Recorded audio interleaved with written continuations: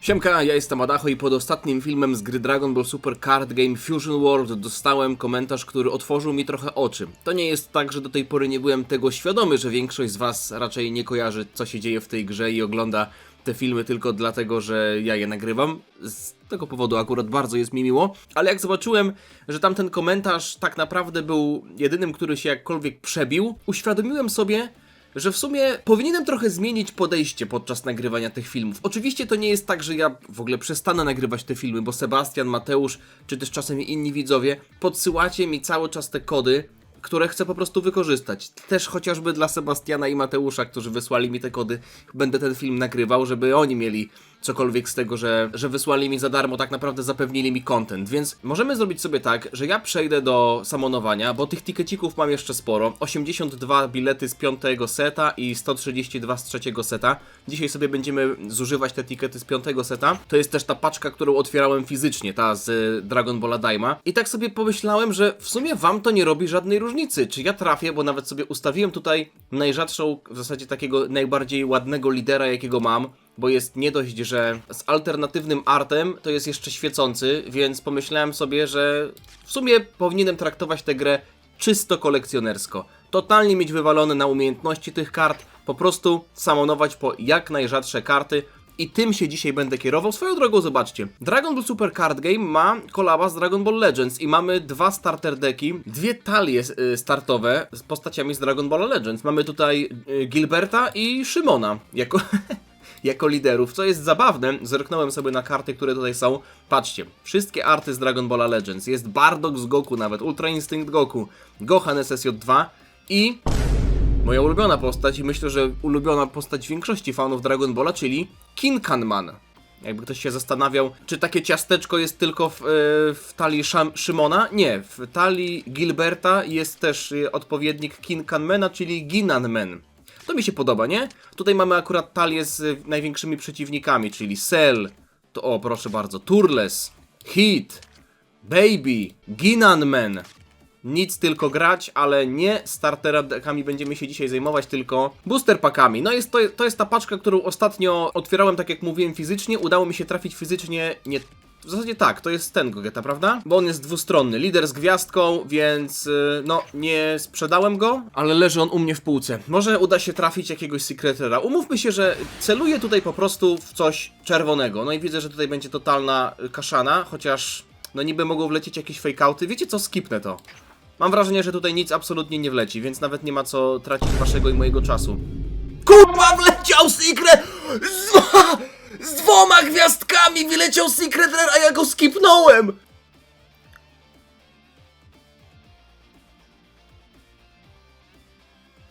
Aż mi się przypomniały słowa, jak ten widz się nazywał.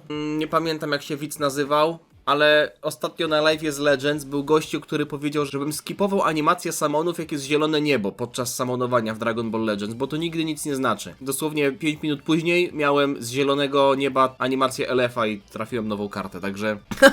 Nie! Skipnąłem SCR, ale byłby fake out, jakby mi to wleciało na mordę, nie!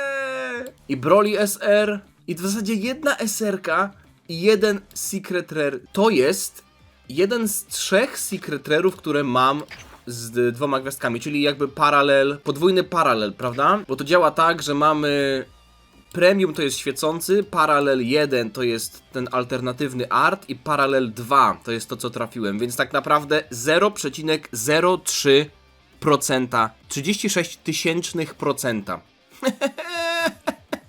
Ile ja mam w takim razie takich kart? Ja sobie tutaj zerknąłem przed odcinkiem, posegregowałem, zresetowały mi się filtry. SCR, wszystkie, mam ich 2 takich Goków, tu jest SCR SSJ4, on też jest 1. Dobra, tutaj mam tego SSJ4 Goku, on jest przepiękny, musicie przyznać, że wygląda ślicznie. To jest scena, którą też zresztą ostatnio oglądałem w Dragon Ballu GT. Tutaj mamy Vegito z jedną gwiazdką, ale ten art chyba wygląda nawet lepiej niż Vegito z 2 gwiazdkami. Bo mam też tego Vegito z 2 gwiazdkami, ale ten z Goku i Vegetą w tle wygląda ładnie, chociaż podoba mi się to, że tutaj jest taki bardzo jasny. Frieza, który jest zwykłym Secret Rarem, Goku tak samo, tutaj 2 Vegito też zwykły Secret Rare. No i ten Broly, który ostatnio wpadł, on ma 1 gwiazdkę i ten Goku z 2. What? Ale mimo wszystko Bo to nie jest premium, prawda? Premium się bardziej świeci. Wszystkie Secret Rary z 2 gwiazdkami się tak troszeczkę mienią, ale zaraz zerknę, jakby wyglądał ten Secret Rare, gdybym go trafił jeszcze w wersji premium, czyli troszeczkę bardziej świecącej, bo to nie jest najrzadsza wersja, prawda? To jest ten mój. No chyba troszeczkę szybciej się mieni, prawda? Jeśli posortuję paralel, to będę miał tak, a jeśli posortuję jeszcze premium, no to nie mam żadnej, okej, czyli to jest zwykły. No, ale nie ma aż takiej dużej różnicy, powiedzcie, nie? Ja pierniczę, coś takiego na samym początku i ja to przewinąłem. Dobra, w takim razie nic nie przewijam. Najwyżej, jeśli się nic nie będzie działo, to będę to skipował. Chciałem wam zadać jedno pytanie, w zasadzie kilka pytań, tyczących się mojego kanału, a konkretnie gier na moim kanale, Dragon Ballowych gier na moim To też jest wersja paralel. Ale ładna widel. Jak z jakiegoś teledysku High School Musical, tylko że nagrywanego w Japonii, nie? Podoba mi się ten art, fajnie, że... Kurde, no dobra, dzisiaj widzę, że jest chyba potencjał na jakieś szczęście. Zadać wam chciałem pytanie ze względu na to, że no ja dużo tak naprawdę nagrywam Dragon Ballowych gier. W sensie nie, że często, tylko że z wielu Dragon Ballowych gier. Praktycznie staram się ze wszystkich i póki co chyba ze wszystkich, które wychodziły w tej nowej erze Dragon Balla nagrywałem. Wiadomo, że regularnie to jest Dokkan, Legends, no i jak mam tutaj kody do Card Game, to jest Card Game, ale chciałem wam zadać pytanie, w sensie mogę zadać i tak na karcie społeczność i pewnie zrobię swego czasu ankietę. Tak wstępnie chciałbym was zapytać, jaką grę na moim kanale oglądacie najchętniej? Jeśli macie jakąś, którą oglądacie najchętniej, to możecie napisać, czy jest to Dokkan, czy jest to Legends, czy jest to być może ta karcianka, bo lubicie na przykład patrzeć, jak otwieram samony, bo tak naprawdę gameplayu u mnie na kanale z tej gry jest mało, to nie mówię, że nie było, ale jak widzę też wasze reakcje, że tak naprawdę większość komentarzy to są albo komentarze dla zasięgu, albo piszecie, że lubicie po prostu oglądać, jak coś robię, jak otwieram. Okej, Vegito już w sumie takiego miałem, z tego co pamiętam, on nie jest nowy. To ja nawet widzę, że chyba nie ma sensu omawiać detali tych kart, bo wiecie, mógłbym sobie zerknąć, co robi ta Widel, ale w sumie ja i tak nie będę prawdopodobnie grał, jeśli wy tego nie chcecie. A jeśli wy też nie kojarzycie, co się dzieje w tej grze, to nie ma sensu, żebym ja omawiał pasywki tych kart i tak dalej, więc będę traktował tę grę... Ja pierdolę! To jest jakiś chory żart! To jest jakiś chory żart!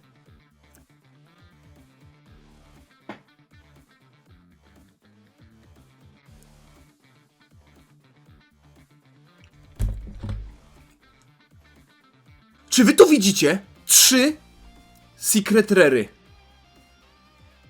3 czerwone. Czegoś takiego jeszcze w życiu nie miałem. Jak to jest możliwe? Jaka jest szansa na to? Co będzie w środku? Jeśli w środku nie będzie chociaż jednego Secret Rara z 2 gwiazdkami, to będę niezadowolony. Zostawimy to sobie na za chwilę. O, widzę, że jest też fejkaucik, bo... Ja pierdolę, mój fart powinien zostać zbanany. Ostatnio dałem taki tytuł, patrzcie, Bio Brolis Parallel w wersji z gwiazdką. Ostatnio nazwałem w ten sposób odcinek i jeden widz napisał, że mój pierd powinien zostać zbadany, no bo fart po... patrzcie, kolejny fakeout, no tutaj nie miało być SR-a. Klikam boostery, które się świecą na żółto. No i kurwa, kolejny SR, o co tu chodzi? O co tu chodzi? Co to jest za... Nie, czy jakiś Toshi mnie ogląda, czy ktokolwiek jest odpowiedzialny za tę kartę i robi... za tę grę i robi mi jakieś pranki? Dobra, tu już będzie SR. Bo się świeciło na fioletowo. Tamagami, o, pamiętam, że lubiłem tę kartę, bo jak sobie czytałem te... jakiś czas temu, z 2 odcinki temu, pasywki tych kart, to ten Tamagami 3 był akurat jedną z fajniejszych, bardziej użyte... Patrzcie, kto jeszcze wleciał. Ale to jest nowa karta, czy nie? W sensie, miałem tego gościa? Nie, jest napis New. Trunks z Dokkana. Okej, to jest co prawda karta tylko rzadka, ale w wersji Parallel, więc mamy tutaj art alternatywny, bo jeśli nie wiecie, ta gra też miała kolaborację z Dokkanem. Dokkan był pierwszy tak naprawdę przed Legends. Wracając w sumie do tematu gier. Być może na przykład chcielibyście raz na jakiś czas zobaczyć jakiś film z Kakarota, bo ja tak z tego co pamiętam nie mam wszystkich misji zrobionych w tych najnowszych DLC. Napiszcie mi proszę w komentarzu, jaką grę lubicie najbardziej u mnie na kanale. Jeśli nie macie żadnych preferencji, to napiszcie mi proszę komentarz, że oglądacie byle co, bo lubicie po prostu oglądać moje filmy albo po prostu jak w coś gram, więc i tak bardzo jestem wdzięczny za coś takiego, bo to tylko sprawia, że że chce mi się bardziej nagrywać. To jest coś niesamowitego, wiecie? To jest sytuacja bezprecedensowa. 3 Secret Rary w jednym boosterze tak naprawdę, w 10 boosterach. Bez przesady, nie w jednym, ale zobaczmy, ja przestawię kamerkę i się powiększę, bo nie wiem co tutaj będzie, a przez chwilę zasłaniałem kamerką. Okej, mamy zwykłego Freezę, którego jeszcze tak naprawdę nie miałem, ale on jest, moment, on nie jest zwykły. Nie jest zwykły, bo jest w wersji premium. Zobaczcie jak się świeci. Takie efekty nie są w zwykłym Secret Rarze, więc przez to, że on się tak bardzo świeci, to jest wersja premium. Więc nie jest zwyczajnie. To nie jest tak, że dostaniemy 3 zwykłe Secret Rary. Okej. Ja pierniczę, co się dzieje. O kurde, nie no naprawdę. Mój pierd powinien zostać zbadany, jak to mówi klasyk już. Okej, jest Goku. On jest w wersji zwykłej, zobaczcie, tutaj już w ogóle nie mamy tego efektu holograficznego, nie ma żadnej gwiazdki, więc jest z Goku, ale to jest też karta, której nie miałem, więc jeśli kiedyś najdzie mnie ochota i będę sobie grał, no to mam już solidne podstawy, żeby zrobić sobie coś fajnego. I tutaj kolejna, jedna czerwona karta, żadnych fake-outów nie ma, zobaczmy co jest w środku. Patrzcie co się dzieje. Jest Secret Rare z gwiazdką, już nawet ja się tym nie jaram, bo w tym odcinku trafiłem dokładnie tę samą kartę, tylko że lepszą. W sumie, w tym odcinku, nie wiem ile, no minęło 10 minut, a ja trafiłem 3 razy tego Goku w każdej możliwej wersji. Oczywiście pomijając to, czy się świeci, czy nie. Nie, wiecie co, to jest kurwa niesamowite.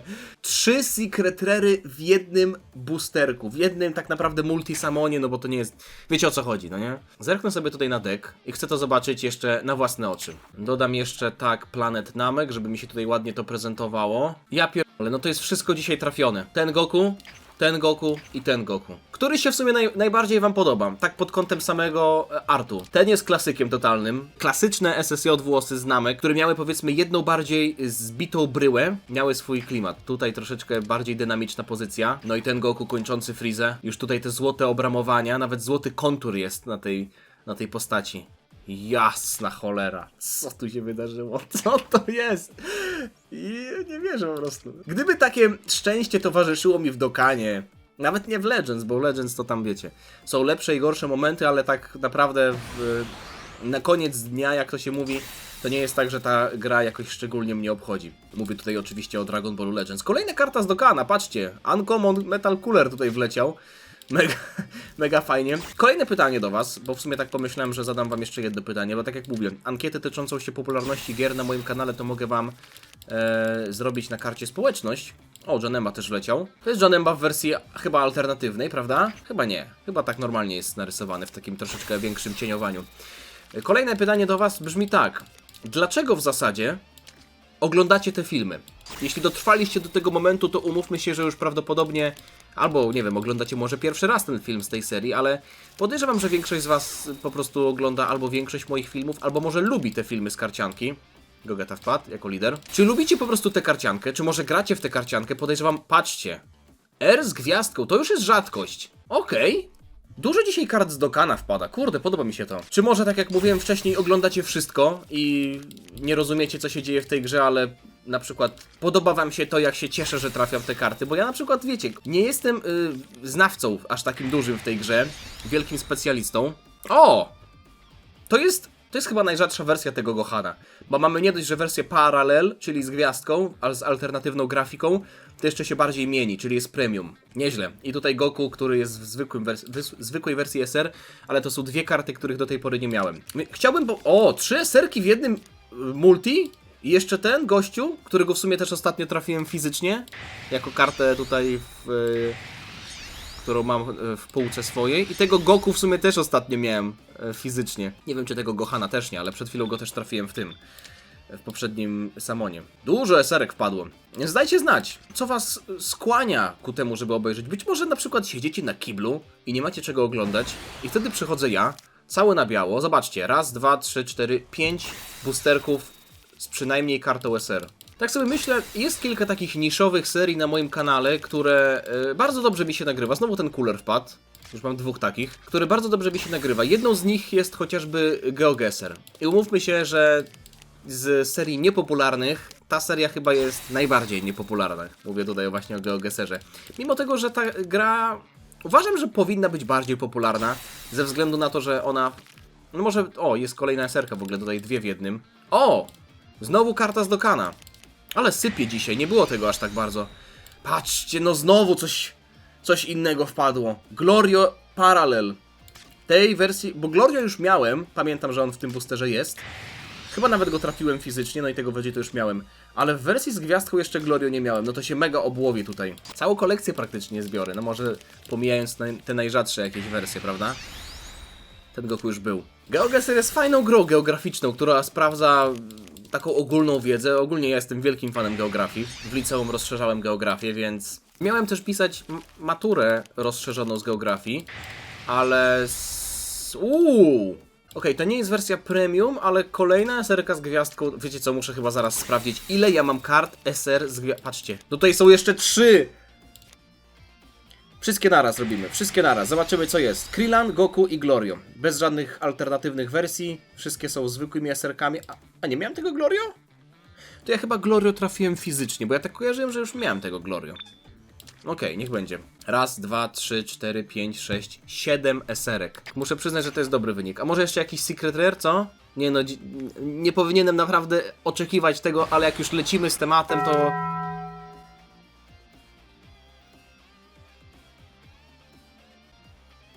Bra.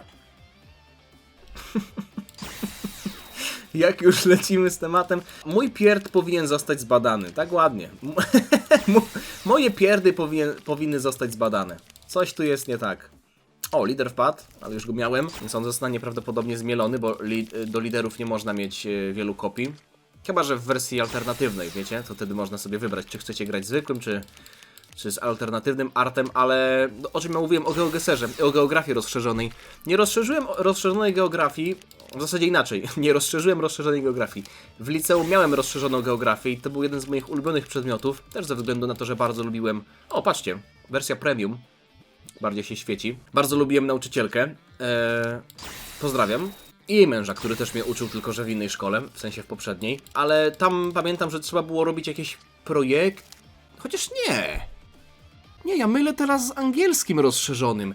Ja rozszerzałem geografię na maturze. Pisałem rozszerzoną geografię na maturze i rozszerzoną matematykę. Przypomniało mi się, ja angielskiego rozszerzonego nie pisałem, mimo że mogłem, ze względu na to, że bardzo... Znowu Cooler, brat Frizy. Ze względu na to, że trzeba było trzeba było raz w tygodniu pisać jakieś długie eseje, jako forma przygotowania. Dobra, zaraz dokończę wątek, zobaczmy co tam się kryje. Znowu Goku, okej, wersja zwykła, totalnie bez żadnych fajerwerków, więc ja już, dla mnie to jest chleb powszedni, trawianie zwykłych Secret Rare'ów to jest dla mnie chleb powszedni, zaraz dosłownie będę tutaj dostawał czerwone dzikie karty za przemielenie niepotrzebnych duplikatów, ale co SCR to SCR, prawda? Także lecimy dalej. Mówiłem o rozszerzonym angielskim na maturze. Co tydzień musieliśmy pisać takie długie eseje i ja jako, nie powiem, że jakoś szczególnie buntowniczy licealista, chociaż trochę buntowniczy licealista, patrzcie, znowu karta z Dokana, super był w tym przypadku, nie chciało mi się po prostu tego robić, nie? W sensie wiem jak to brzmi, ale mogłem to robić, bo byłem już wtedy całkiem dobry z angielskiego. Muszę przyznać, że ja bardzo się poprawiłem z angielskiego, jeśli chodzi o liceum, bo po gimnazjum nie wyniosłem szczególnie dużo. Miałem, jakby nie zarzucam tutaj za dużo nauczycielce angielskiego z gimnazjum. O! Nice. To jest ten lider, którego trafiłem fizycznie, prawda? Gogeta z gwiazdką, okej. Natomiast pamiętam, była taka sytuacja, już chyba nawet wam kiedyś o niej wspominałem, że ja zostałem wywołany do odpowiedzi w gimnazjum z angielskiego i ja nie wiedziałem, jaka jest różnica między I want to a I wanna, no nie? Jakby tak naprawdę jeśli chodzi o znaczenie, to umówmy się, że nie ma żadnej różnicy, tylko chodzi o formę. Jakby o formę taką oficjalną, poprawną, a formę taką slangową, w skrócie. Czyli jakbym sobie powiedział sobie, a se, no nie? I wanna, I want to, więc... O, Janemba, o, patrzcie! O, jaki ładny, kurde! Ja go chyba nie miałem, prawda? No właśnie, jest new. Zobaczmy, co tam się kryje pod SE. O, panie! To jest coś, co szanuję. SR z gwiazdką jeszcze z Dokana. Nice. Tego gościa też nie miałem. Wygląda on przepięknie. Powiem wam tak, w życiu nie miałem tak dobrego openingu jak dzisiaj. Naprawdę. Ani razu w życiu. To jest najlepszy opening w moim życiu. Jeśli bierzemy pod uwagę te szanse procentowe, nie to jak się cieszę, nie to czy te karty mi się przydadzą, ale stricte szanse procentowe, to jest prawdopodobnie mój najlepszy opening w życiu, biorąc pod uwagę wszystkie gry, wszystkie historie moich gier, Dokana, Legends i innych kart, gdzie jakkolwiek można było robić samony. Nie było tak dobrego openingu. Już pomijając też znaczy nie pomijając, to jest wisienka na torcie, te 3 Secret Rary w jednej paczce, ale zobaczcie ile tutaj leci SR-ek z gwiazdką i w ogóle kart z grafikami alternatywnymi. To jest niesamowite.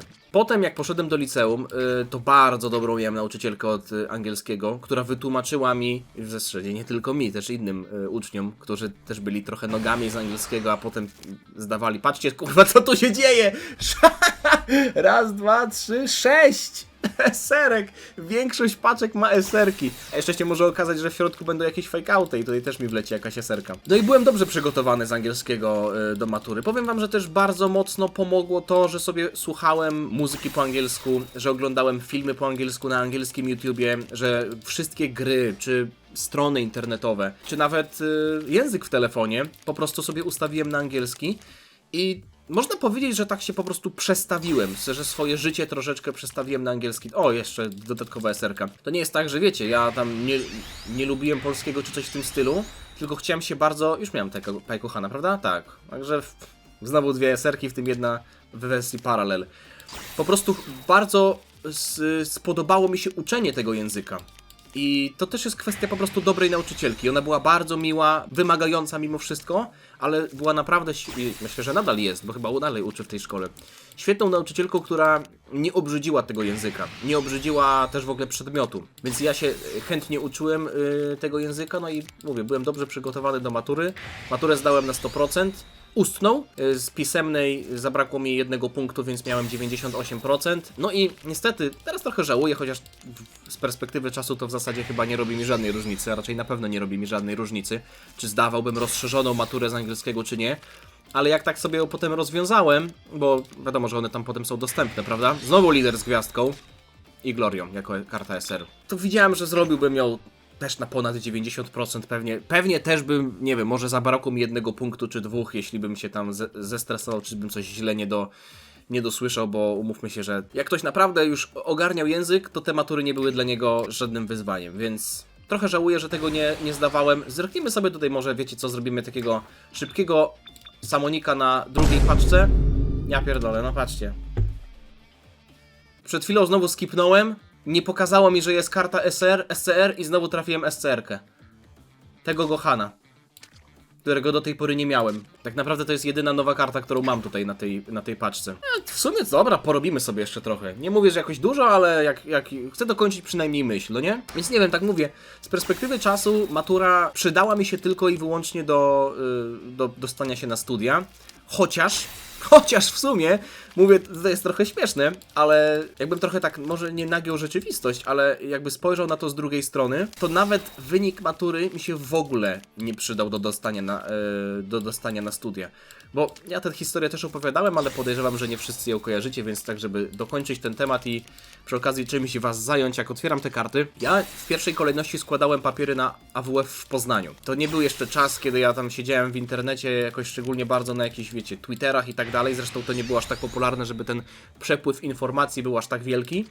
Ja nie wiedziałem o tym, że oni w tym roku, akurat jak ja się dostawałem na studia, nie brali pod uwagę wyników matur, tylko kolejność składania papierów. Więc kto pierwszy, ten lepszy. I nie byłem świadomy tego, że jak ja przyjechałem pierwszego dnia rekrutacji, jechałem złożyć papiery na kierunek sport. Taka wdzięczna nazwa, kierunek sport. Bo był kierunek wychowanie fizyczne i tak dalej, ja złożyłem na sport. Byłem o 9:00, w ogóle była brzydka pogoda, padał deszcz. Ja się tak zastanawiałem, w sumie nikogo nie ma, patrzę. Jest chyba z 10 stanowisk rekrutacji w takiej wielkiej sali. Nikogo przy żadnym stoliku nie ma i myślę sobie, wow. Oprócz mnie tylko jeden gość w ogóle podsłyszałem, że miał na nazwisko Cebula, także jeśli jest tu Cebula, to go pozdrawiam. Podsłuchuję i myślę sobie, wow, no to Cebula i ja jesteśmy pierwsi, nikt nie chciał pewnie przyjeżdżać, jest pierwsza godzina po otwarciu kolejek, brzydka pogoda. No kurde, żółte światła, 5 SR-ów, a jeszcze tutaj w ogóle jakiś fejkaucik latuje, w sensie, że jest kolejna SR-ka z gwiazdką, ale już ją miałem. No i składam te papiery, wiecie, tam podchodzę do stanowiska, pani tam bierze wszystko i tak dalej i generalnie nic nawet nie mówi, że co się potem okazało. I co się okazało? Że przede mną i przed Cebulą tak naprawdę zostało przyjętych już ponad 100 osób. Bo ja mówię, byłem godzinę po otwarciu kolejek, chyba o 9, a otwarcie kolejek było o 8. Okazało się później, mówili o tym w radiu i w telewizji, ja się dopiero dowiedziałem, jak wróciłem do domu, że ludzie stali w kolejkach, w namiotach, spali dosłownie dzień przed otwarciem tych kolejek, bo wiedzieli, że rekrutacja bierze pod uwagę kolejność zgłaszania papierów. Więc oni w ogóle nie patrzyli wtedy na wyniki matur. Mogli wziąć tak naprawdę 100, bo chyba tam 118 osób się dostawało, albo 115, albo 112, już nie pamiętam, coś takiego, ponad 100 albo koło 100. I te 100 osób mogło tak naprawdę ledwo co zdać maturę, albo w ogóle nie mieć predyspozycji do tego, żeby być na kierunku sport. I się dostawało, a ja jako osoba, która, ja nie powiem tego jakoś szczególnie buńczucznie, tylko tak szczerze, dobrze zdałem matury. Byłem zadowolony bardzo ze swoich wyników. Dostałbym się, myślę, że z palcem w dupie i nie zostałem przyjęty, ale z perspektywy czasu uważam, że dobrze się stało, bo moim drugim wyborem była właśnie Zielona Góra, w sensie takim zabezpieczeniem, prawda? Zawsze się tak robiło, że się składa papiery na 2 uczelnie, żeby mieć jakiekolwiek zabezpieczenie. Jak się tutaj nie uda, no to się dostajesz na drugą. Ja byłem pewien, że do Zielonej Góry się na pewno dostanę. I bałem się tak naprawdę, że nie dostanę się do Poznania przez moje wyniki, bo myślałem, że do Poznania, do AWF-u idą największe kozaki. A byłem pewien, że do Zielonej Góry się raczej dostanę. Więc dostałem się do Zielonej Góry, rzecz jasna. Tam miałem chyba drugi wynik matur ze wszystkich. Ale dlaczego mówię, że się dobrze okazało? W sensie, że dobrze się wszystko skończyło? Bo jak potem na przykład patrzyłem na jakieś filmiki, już tam w trakcie roku, patrzcie, kurwa, znowu jakiś fake out leciał, Secret Rare, w ogóle ja tu gadam. Nawet chyba się żadne światło nie paliło, prawda? Goku. SCR. Co prawda zwykły, ale no już go miałem, ale miło mimo wszystko. Nie wiem, ile tu już jest SCR-ów, ale z 7. Jakoś tak. Poznałem w Zielonej Górze świetnych ludzi. Okazało się, że te plotki tyczące się tego, że wiecie, jakiś tam niski poziom nauczania, zgodzę się, że były momenty, kiedy wykładowcy, zwłaszcza takich przedmiotów na pierwszym roku, takich powiedzmy, przez które muszą przejść wszyscy, pokroju, nie wiem, filozofia czy coś takiego. To było nudne, to było, nie wiem, że nie powiem, że niepotrzebne, ale męczące. Byli tam wykładowcy, którzy tak mam wrażenie, że unosili się trochę honorem i stawiali się ponad studentem, że wiecie, że ja jestem ważniejszy i że wy macie się słuchać, mimo tego, że tak naprawdę traktujecie mój przedmiot jak totalne gówno, no nie? Więc mimo wszystko byłem zadowolony. I potem jak patrzyłem na przykład na jakieś filmiki z testów sprawnościowych, dajmy na to na AWF do Wrocławia, albo do Poznania, też tam na kolejnym roku się okazało, że jakieś tam testy sprawnościowe czy coś, czy może po prostu zajęcia z gimnastyki. Ja tam widziałem, że ci ludzie na 5, na przykład z gimnastyki, robią jakiś tam odmyk na jakichś poręczach czy na drążku. I to jest coś, co my mamy na totalnie zaliczenie, na najniższą ocenę, na 3. Ja sobie myślę, o co tu chodzi? My na 3 robimy to, co oni na 5. Akurat jeśli chodzi o gimnastykę, to swoją drogą mój ulubiony przedmiot. Mieliśmy bardzo kompetentnego człowieka, on jest teraz doktorem, też brał udział w takich igrzyskach międzynarodowych, w skokach na trampolinie. Świetny gość, bardzo podobały mi się jego zajęcia. I tak sobie po prostu z perspektywy czasu widzę, że oczywiście to nie tyczy się wszystkich przedmiotów, ale były naprawdę przedmioty, które... Co tutaj wpada? Jiren Premium, patrzcie! Śmieszny, nie miałem go wcześniej. Imagine Vegeta. Które naprawdę mnie zaskoczyły pozytywnie, jeśli chodzi o poziom. Jedyna rzecz, na którą narzekam, tycząca się tych studiów, to, że tak naprawdę nie było wiadomo, czy dostaniemy jakiś papier odnośnie specjalizacji. Bo ja poszedłem na specjalizację związaną z siatkówką, była jeszcze związana z piłką ręczną i pływaniem. I moi koledzy z pływania dostali papier na instruktora pływania. W sensie dostali normalnie papier, że mogą, nie wiem, pracować na basenie, że mogą być ratownikiem, może nie ratownikiem, ale że mają papier na instruktora pływania, że mogą prowadzić jakąś grupę. No i co się potem okazało? Że my na siatkówce tak naprawdę nie dostaliśmy nic. Więc gdybym wiedział, że tak to będzie wyglądać, to bym poszedł na to pływanie, mimo tego, że wolałem zdecydowanie bardziej siatkówkę.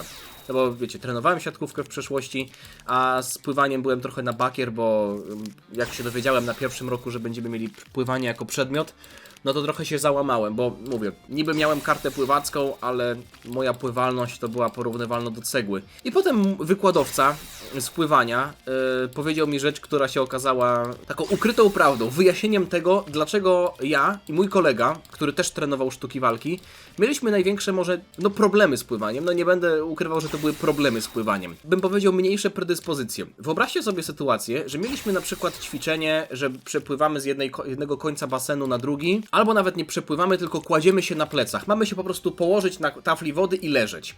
I wszyscy moi koledzy, wszyscy z grupy, patrzcie co się tutaj wpada, SR z gwiazdką, toppą. Wszyscy moi koledzy z grupy, oprócz mnie i jednego kumpla, który trenował kiedyś kickboxing, normalnie sobie pływali. A ja i on topiliśmy się. I nasze nogi opadały na dno, nie byliśmy w stanie się utrzymać normalnie na powierzchni wody. I nie wiem ile w tym prawdy, ale pan wykładowca, doktor, który wtedy nam prowadził pływanie, SR z gwiazdką, co to jest za twarz, Jiren? To jest język? Nie, chyba nie. Powiedział, że osoby, które trenowały w przeszłości sztuki walki, mają jakby tendencję raczej do tego, o ja, ładny lider, żeby mieć gęstsze włókna mięśniowe. Bo w sportach walki często liczyło się to, żeby być silnym, ale mieć jak najmniejszą masę, prawda? Żeby te ruchy były efektywne. I to, jak ktoś trenował od młodszych lat sztuki walki przez długie lata, no na przykład ja od 2. klasy podstawówki przez 7 lat trenowałem sztuki walki i tak się moje ciało ukształtowało, mojego kolegi też, że to mogło wpływać potem na to, że mieliśmy gorszą pływalność. I nie wiem, ile jest w tym prawdy, ale biorąc pod uwagę, że tylko my z tej grupy kiedykolwiek trenowaliśmy sztuki walki i to my akurat mieliśmy takie same problemy, mogło coś być na rzeczy. Skipnę to i zakończę już ten odcinek, żeby was nie męczyć. Nie wpadła tutaj żadna SR-ka, więc no, zużyłem trochę więcej tiketów niż myślałem, że zużyję, ale tak chciałem po prostu poopowiadać wam o czymś innym. W ogóle nie skupiałem się na tym, co otwieram, ale chciałem zrobić trochę inny odcinek, w którym może trochę gadam. Tak, ten temat powiem wam, że wyszedł totalnie naturalnie, bo nie miałem zamiaru o tym gadać, ale tak po prostu sobie zacząłem o tym gadać. Ten Gohan to jest raz, 2, 3, 4, 5, 6, 7. Jeśli dobrze liczę, 7 Secret Rare'ów, w tym 3 w jednym Multisamonie. Mam nadzieję, że wam się podobało. Dajcie znać, czy wkurzało was to, że gadałem przez cały odcinek nie na temat, ale jak czytałem wasze komentarze, to chyba taki odcinek spodoba wam się bardziej. Jeśli będę miał okazję robić kolejny odcinek, bo tutaj zostało trochę mało tych tiketów i tak naprawdę z setu 3, więc nie wiem, czy będę z tego nagrywał osobny odcinek, ale jak kiedyś będzie jeszcze sposobność, to wymyślę jakieś inne tematy, o których będziemy mogli porozmawiać przy otwieraniu karty. Dzięki za oglądanie, zostawcie lajka, jeśli wam się podobało, suba, żeby niczego nie przegapić i widzimy się niebawem. Trzymajcie się, na razie. Cześć. Dziana.